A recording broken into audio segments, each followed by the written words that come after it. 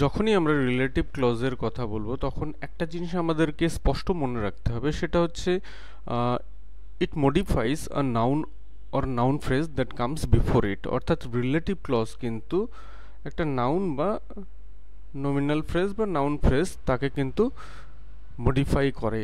Relative ক্লজের এটা কিন্তু সবচেয়ে গুরুত্বপূর্ণ বৈশিষ্ট্য, এটা আমাদের জানতে হবে। সেকেন্ডলি আমরা কি জানবো, it are relative clause is introduced by relative pronoun. Relative pronoun কোনগুলো? রিলেটিভ প্রোনাউন তোমরা তো জানো, বেশিরভাগ WH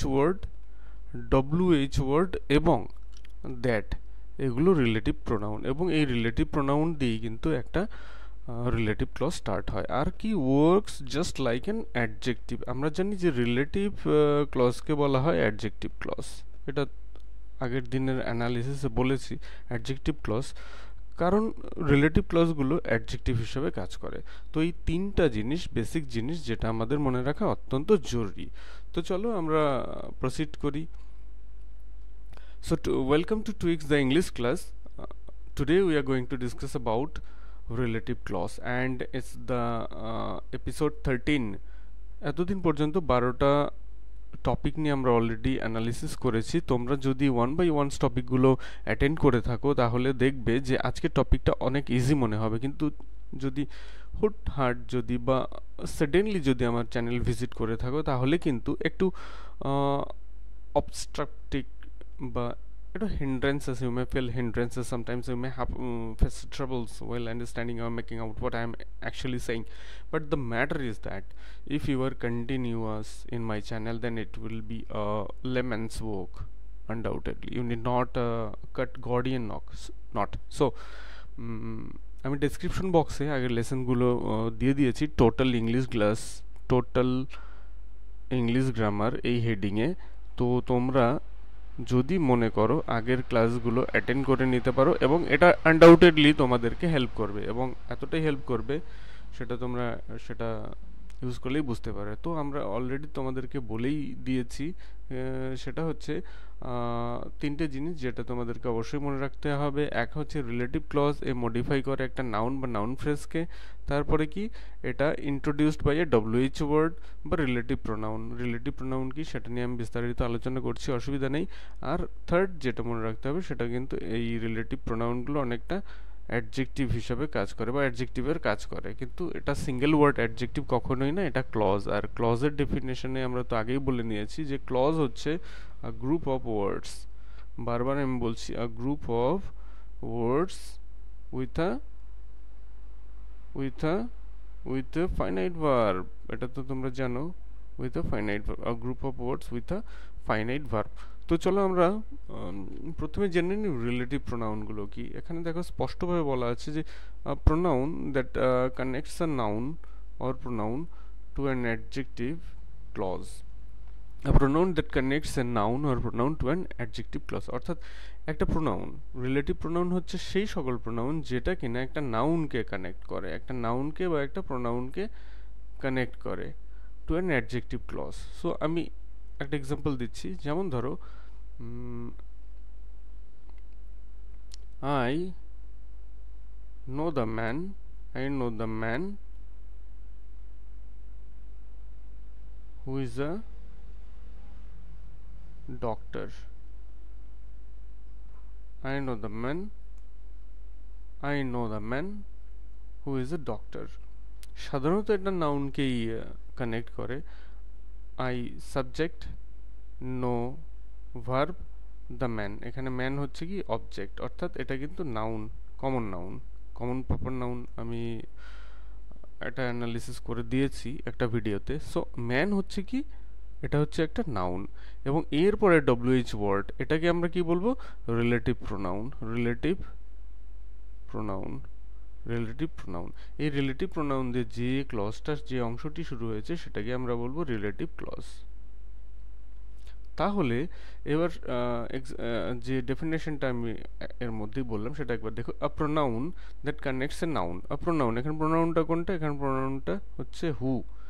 that connects a noun, কোন নাউনকে কানেক্ট করছে? এখানে ম্যান এই নাউনকে কানেক্ট করছে।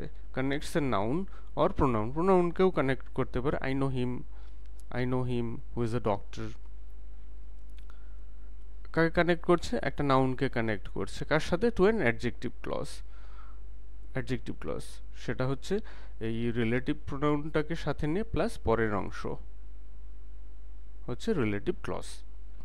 অর্থাৎ এখানে রিলেটিভ ক্লজ হচ্ছে who is a doctor, is a doctor. So relative adjective clause কেন?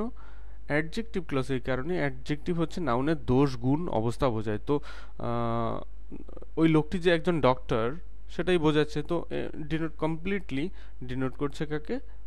একটা নাউনকে ডিনোট করছে, নাউনের দোষ গুণ অবস্থা বা গুণ। তিনি যে একজন ডক্টর সেটাই বোঝাচ্ছে, হু ইজ আ ডক্টর। তো এই হলো কানেকশনের বিষয়টি। আমরা এখানে আর বেশি সময় ওয়েস্ট করব না, আমরা চলে যাব এখানটায়, যেখানে আমরা একটা লিস্ট দিয়ে দিয়েছি যেগুলো কিনা রিলেটিভ প্রোনাউন, রিলেটিভ প্রোনাউনের একটা লিস্ট দিয়ে দিয়েছি, তোমরা সেটা দেখে নিতে পারো। Who, when, whose, which, that, why, when, what, where, এগুলো হচ্ছে রিলেটিভ প্রোনাউনের লিস্ট, যেগুলো কিনা তোমাদেরকে কাজে লাগবে রিলেটিভ ক্লজ সলভ করতে। তো চলো আমরা এখানে, আমি যদিও জানি যে তোমরা এসবের মানে ভালো করেই জানো, তবু একবার বলছি। হু মানে সাধারণত হয় কে বা যে, কিন্তু রিলেটিভ ক্লজের ক্ষেত্রে যখন আমরা রিলেটিভ ক্লজ করব, মনে রাখবে হু মানে তখন হবে যে। যেমন ধরো, I know the man, I know the boy who is the student, I know the boy who is the student. আরেকটা সেন্টেন্স হতে পারে, I no I know I know who the boy is. I know who the boy is. আমি একটু বলবো, তোমরা দুটো সেন্টেন্সটা একবার দেখে নাও। এখানে বলা হচ্ছে I subject, know verb, subject verb, the boy object. এটা অবশ্যই নাউন, কমন নাউন। এই হু ইজ দ্য স্টুডেন্ট, তো এখানে হু দিয়ে একটা ক্লজ শুরু হয়ে গেছে এবং যে কিনা ডিনোট করছে কাকে? বয়কে ডিনোট করছে, তার মানে এটা রিলেটিভ ক্লজ। এখানে মানেটা কি দাঁড়ালো বাংলায়? আই নো দ্য বয়, আমি সেই ছেলেটিকে চিনি যে একজন ছাত্র। তো এখানে এখানে হু এর মানে কি হলো? যে। এবং যদি বড় বয়স্ক লোক হতো তাহলে যিনি হতো। তো নিচের সেন্টেন্সে দেখো, I know subject verb object কিন্তু নেই, তার মানে এই অংশটি অবজেক্ট হিসেবে কাজ করছে, অর্থাৎ এটা নাউন ক্লজ। নাউন ক্লজ আগের দিন করিয়েছি, সেখানে ক্লিয়ার করে দিয়েছি আমি ব্যাপারটা। এইবার দেখো, I know who the boy is, আমি জানি ছেলেটি কে। এখানে মানে দেখো, হু মানে কি হচ্ছে? কে। তাহলে নাউন ক্লজের ক্ষেত্রে হু মানে হবে যে। সাধারণত এটা কিন্তু একটা ইজি ট্রিক্স মনে রাখার জন্য, কিন্তু এটাই কিন্তু সর্বৈব নয়। ইন 99% কেসেস তোমরা এইভাবে ডিসাইড করতে পারো। হু মানে হচ্ছে যে, তখন এটা রিলেটিভ ক্লজ। হু মানে যদি হয় কে, তখন সেটা নাউন ক্লজ। যাই হোক, আমরা বাকিগুলোর মানেও বলে দিচ্ছি, যদিও আমি জানি তোমরা এগুলো জানো ভালো করেই। সো হু মানে তো বললামই, এটা কে যে হতে পারে। হুম মানে যদি নাউন ক্লজ হয়, প্রশ্ন করা বোঝে, তাহলে কাকে, নয়তো এক্ষেত্রে কিন্তু যাকে হবে মেইনলি। হুজ কার, যার, হুইচ কোনটি,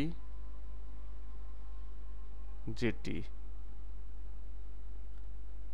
দ্যাট মানে তো যেটি হয়, কিন্তু এই দ্যাট, হুইচ আর দ্যাটের ইউজ একই, কিন্তু হুইচটি সাধারণত ব্যক্তি, বস্তু এবং কোনো ইতর প্রাণী, যেমন গরু, ছাগল, ভেড়া এসবের ক্ষেত্রেও বসে। ব্যক্তি, বস্তু, অন্যান্য প্রাণীর ক্ষেত্রেও আমরা কিন্তু হুইচ ব্যবহার করতে পারি। দ্যাটের ব্যবহার একই, শুধু আমরা প্রাণীর পরে দ্যাটের ব্যবহার করতে পারবো না। হোয়াই, মানে কেন, আর এখানে হতে পারে যে কারণে। হোয়েন মানে কখন, এখানে যখন। হোয়াট মানে কি, যা, হোয়ার মানে কোথায়, এখানে যেখানে। এর মধ্যে হোয়াটের ব্যবহার রিলেটিভ ক্লজে নেই বললেই চলে, বা একদম নগণ্য। তো চলো রিলেটিভ ক্লজ নিয়ে আমি তো বলেই ফেললাম, রিলেটিভ ক্লজ। এবার আমরা প্রসিড করবো, সরি রিলেটিভ প্রোনাউন তো বলেই ফেললাম, এবার রিলেটিভ প্রোনাউন দিয়ে কিভাবে আমরা complex sentence, relative clause use করে কিভাবে আমরা কমপ্লেক্স সেন্টেন্স তৈরি করব সেটাই আমরা এক এক করে দেখব। তো চলো আমরা তোমাদেরকে নিয়ে যাচ্ছি পরের অংশে। এখানে দেখো হু দিয়ে রিলেটিভ ক্লজ কিভাবে তৈরি হবে অলরেডি আমি বলেই দিয়েছি। আই নো দ্য ম্যান, কালো কালিতে লিখছি, লাল কালিতে হয়তো একটু প্রবলেম হবে তোমাদের বুঝতে। know the I know the man who is a doctor. I know the man who is a doctor.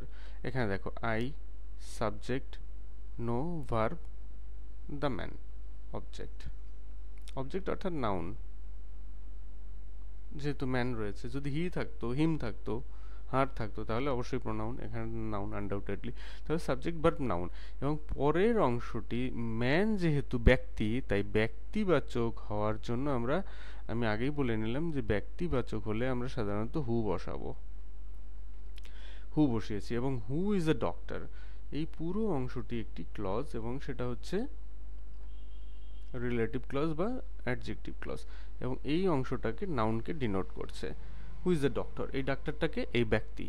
যখন কোনো ক্লজ কোনো নাউনের দোষ, গুণ, অবস্থা ইত্যাদি বোঝায়, তখন তাকে আমরা রিলেটিভ ক্লজ বলি। আমি অলরেডি এটা বলেই নিয়েছি, তবু আরেকবার রিপিট করলাম। এবার দেখো নেক্সট যেটা অপশন রয়েছে hmm. This is the man, this is the man whom I helped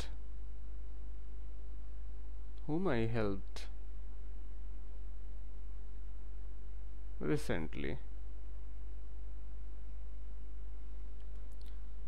This is the man again noun, whom I helped recently, যাকে আমি রিসেন্টলি হেল্প করেছি। এই হুম দ্বারা কাকে বোঝাচ্ছে? ব্যক্তি নাউনকে বোঝাচ্ছে। ব্যক্তি নাউন, সেটা ম্যান ব্যক্তিকেই রেফার করছে বা মডিফাই করছে, কোয়ালিফাই করছে। সুতরাং এটা কিন্তু রিলেটিভ ক্লজ, এবং রিলেটিভ প্রোনাউন দিয়ে স্টার্ট হয়েছে। আমরা তো তিনটা কন্ডিশন প্রথমেই বলে নিয়েছিলাম যে থ্রি কন্ডিশনস থাকে রিলেটিভ ক্লজের। থ্রি কন্ডিশনসগুলো তো তোমরা অলরেডি জেনেই নিয়েছো। ফার্স্ট যে কন্ডিশন, সেটা হচ্ছে কি মডিফাইস আ নাউন, একটা নাউন বা নাউন ফ্রেজ বা প্রোনাউনকে মডিফাই করবে। সেকেন্ড কন্ডিশন কি ছিল? রিলেটিভ প্রোনাউন দিয়ে শুরু হবে। থার্ড কন্ডিশন কি ছিল? অ্যাডজেক্টিভের মতো কাজ করে, অর্থাৎ নাউনের দোষ, গুণ, অবস্থা ইত্যাদি কিন্তু বোঝায়। তো সেটাই বলছিলাম। This is the man hmm I helped recently. Okay, next দেখো রয়েছে হুম মানে কাকে, এখানে হবে যাকে। This is the man hmm I helped recently, যাকে আমি সম্প্রতি সাহায্য করেছিলাম। এবার দেখো হুজ মানে কার, কিন্তু এখানে এর মানে কিন্তু কার হবে না, হচ্ছে যার।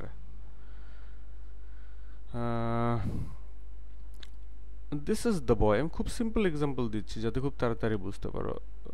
This is the boy whose mother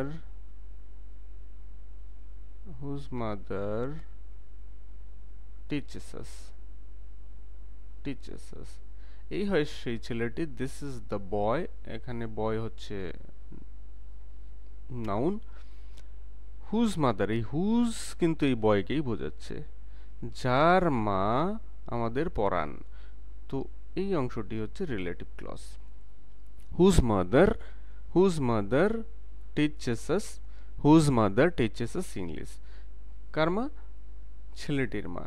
তো এখানে দিস ইজ দ্য বয় এই হয় সেই ছেলেটি, ছেলেটি হচ্ছে কি নাউন, এবং নাউনকে ডিনোট করছে কি হুজ, যার দ্বারা নাউনকে বোঝাচ্ছে। সো কন্ডিশনগুলো একবার দেখে নাও।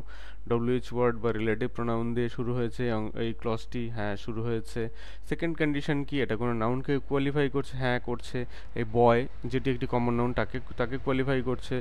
তারপর কি এটা অ্যাডজেক্টিভ হিসাবে কাজ করছে, হ্যাঁ অবশ্যই অ্যাডজেক্টিভ হিসাবে কাজ করছে, কারণ রিলেটিভ প্রোনাউন মানে সেটা অ্যাডজেক্টিভ হিসাবে কাজ করছে, একটা রিলেশনশিপ এস্টাবলিশ করছে সেন্টেন্সের আগের এবং পরের অংশের মধ্যে। তারপরে দেখো হুইচ, হুইচ মানে হচ্ছে কোনটি, কিন্তু এখানে কিন্তু হুইচ মানে হবে না কোনটি, বরং হবে যেটি। I have a, I have a, I have a Parker pen.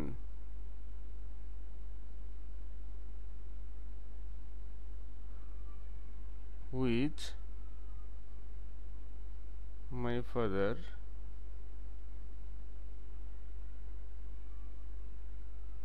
Gifted me, gifted me dot dot dot dot on my birthday X Y Z blah blah ব্লা।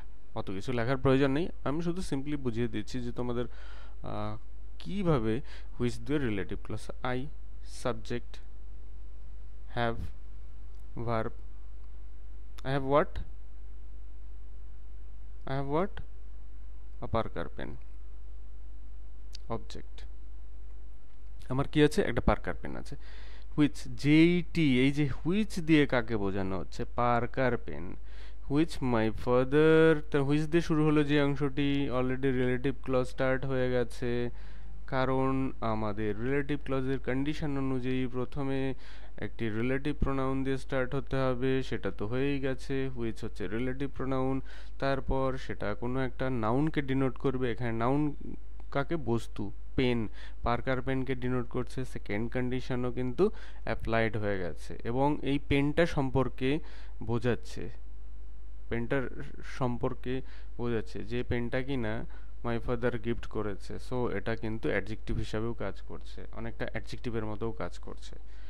তার মানে এটা হচ্ছে আমার বাবার গিফট করা পার্কার পেন, এইভাবে যদি আমি বলতাম তাহলে অ্যাডজেক্টিভ সেন্সটা ভালো বোঝা যেত। সো এই অংশটা আমি আশা করি তোমরা বুঝে গেছো। তারপরে যদি কোনো প্রবলেম থাকে কমেন্ট করতে, অবশ্যই কমেন্ট করবে, কমেন্ট করতে হেজিটেট করবে না, আমি ট্রাই করব নেক্সট ভিডিওতে সেগুলো শর্ট আউট করতে। নেক্সট এবার দেখো why, why I do not know the reason, I don't know the reason why he did not come. আমি সেই কারণটা জানি না কেন সে এলো না। I subject, do not no verb, the reason object, why কেন, কারণটাই হচ্ছে রিজনকেই ডিনোট করছে।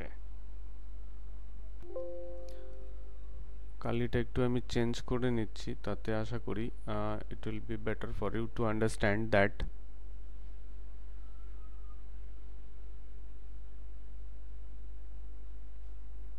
এখানে দেখো সাবজেক্ট, ভার্ব, অবজেক্ট। এখানে হোয়াই, কেন সে আসেনি, সেটা হচ্ছে একটা কারণ, সেই কারণটাই আমি জানি না। যদি কারণটা লেখা থাকতো ডিটেলসে সে লেখা থাকতেই পারতো, কিন্তু হোয়াই দিয়ে যে ক্লজ শুরু হয়েছে সেটা কারণ নামের একটা নাউনকে ডিনোট করছে, একটা ডিনোট করছে। এবং ডব্লিউএইচ ওয়ার্ড রিলেটিভ প্রোনাউন দিয়ে স্টার্ট হচ্ছে, এবং এটা এই রিজন সম্পর্কে বা সেন্টেন্সের পূর্ববর্তী অংশ সম্পর্কে এক্সট্রা ইনফরমেশন দিচ্ছে। রিজনটা কি, রিজন সম্পর্কে দিচ্ছে, সেটা কি যে সে আসেনি, কেন আসেনি সেটা কিন্তু আমি জানি না। নেক্সট দেখো ওয়েন, ওয়েন মানে তো এমনি কখন, কিন্তু রিলেটিভ ক্লজের ক্ষেত্রে এর মানে হবে যখন।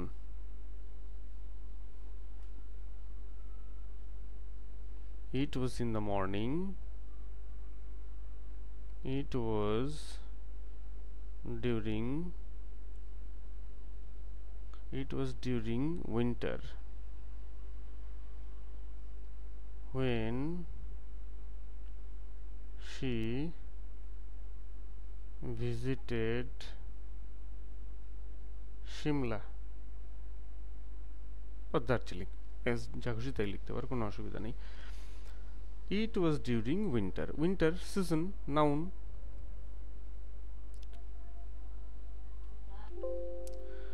এখানে তাহলে স্পষ্ট বোঝাই যাচ্ছে ইট ওয়াজ ডিউরিং উইন্টার শীতকাল, শীত ঋতু, এটা একটা নাউন। যখন শি ভিজিটেড সিমলা, সে সিমলা গিয়েছিল। তাহলে ওয়েন কিন্তু এই শীত সিজনটাকেই ডিনোট করছে, অর্থাৎ একটা ফার্স্ট কন্ডিশন হচ্ছে একটা নাউনকে ডিনোট করছে, সেকেন্ড কন্ডিশন হচ্ছে সেটা একটা WH রিলেটিভ প্রোনাউন বা রিলেটিভ প্রোনাউন দিয়ে স্টার্ট হচ্ছে। তারপর কি পুরো অংশটি অর্থাৎ এই ক্লজটি, পুরো ক্লজটিও নাউনের সম্পর্কে এক্সট্রা ইনফরমেশন দিচ্ছে যে সেই সময় তারা সিমলা ভিজিট করতে। তো এটা তো কোনো প্রশ্নই আসে না যে এটা রিলেটিভ ক্লজ। ওকে, নেক্সট আমরা দেখব দ্যাট সম্পর্কে আমি বলেছি হুইচ আর দ্যাটের মধ্যে কোনো ডিফারেন্স নেই, শুধু যেটা হয় হুইচ আমরা প্রাণীর ক্ষেত্রে ইউজ করতে পারি, দ্যাট কিন্তু পারি না, এবং ব্যক্তি বস্তু উভয় ক্ষেত্রে হয়।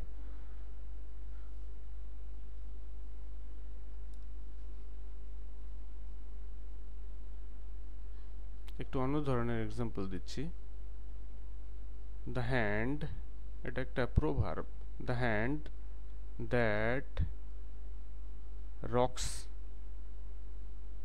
The cradle rules the earth। মানেটা একটু বোঝো, খুব ইন্টারেস্টিং জিনিস এটা, এবং এখানে অনেক শিক্ষণীয় বিষয় রয়েছে। এখানে কি বলেছে, the hand that rocks the cradle rules the earth, অর্থাৎ সেই হাত, যে হাত কিনা দোলনা দোলায় সেই পৃথিবীও শাসন করতে পারে, অর্থাৎ ফিমেল বা ওমেন এম্পাওয়ারমেন্টের কথা বলা হয়েছে, নারীদের ক্ষমতায়ন বা নারীদের শক্তির কথা বলা হয়েছে। নারীরা যারা তাদের বাচ্চাদের লালন পালন করে বড় করে একজন মা হিসাবে, তারা কিন্তু চাইলে এই পৃথিবীকেও শাসন করতে পারে, তাদের হাতের ক্ষমতা এতটাই। তো এখানে ক্লজ কিন্তু সেন্টেন্সের শেষে শুরু হয়নি, এখানে ক্লজটা শুরু হয়ে গেছে আগেই, দ্যাট থেকে। আমরা জানি দ্যাট দিয়ে ইন্ট্রোডিউসড হয়, দ্যাট রক্স দ্য ক্র্যাডল, এই পর্যন্ত হচ্ছে রিলেটিভ ক্লজ, এই পর্যন্ত হচ্ছে সাবঅর্ডিনেট রিলেটিভ ক্লজ, এবং বাকি যে অংশটি দ্য হ্যান্ড আমি গোল করে দিচ্ছি, দ্য হ্যান্ড এই অংশটি নিয়ে পরের অংশটি সহ হয়েছে কি মেইন ক্লজ। দ্য হ্যান্ড, দেখো এটাও একটা কমপ্লিট মানে এক্সপ্রেস করছে, যদি আমি এই রিলেটিভ ক্লজ অংশটিকে বাদ দিয়ে দিই তাও দেখো কমপ্লিট মিনিং হচ্ছে the hand rules the earth, the hand rules the earth. So এখানে দ্যাট দিয়ে যে অংশটি শুরু হয়েছে কাকে ডিনোট করছে, দ্য হ্যান্ড, হাত। হাত তো আমরা জানি নাউন, সো এখন আর বলার অপেক্ষা রাখে না যে হাতের গুণ বোঝাচ্ছে, কোয়ালিটিস বোঝাচ্ছে। সো হাতের একদিকে কোয়ালিটিস বোঝাচ্ছে, একদিকে হচ্ছে রিলেটিভ প্রোনাউন দিয়ে স্টার্ট হচ্ছে, আর এটা হচ্ছে একটা নাউনকে মডিফাই করছে। সো এটা কোনো প্রশ্নই হবে না যে এটা রিলেটিভ ক্লজ। ঠিক আছে, I think this is quite clear for you.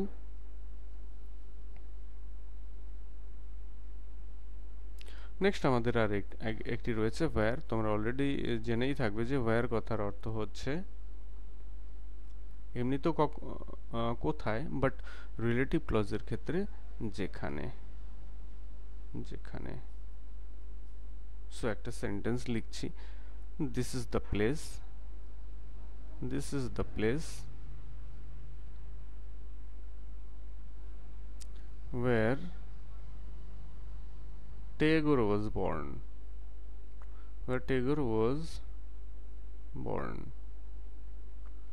Tagore means Rabindranath Tagore.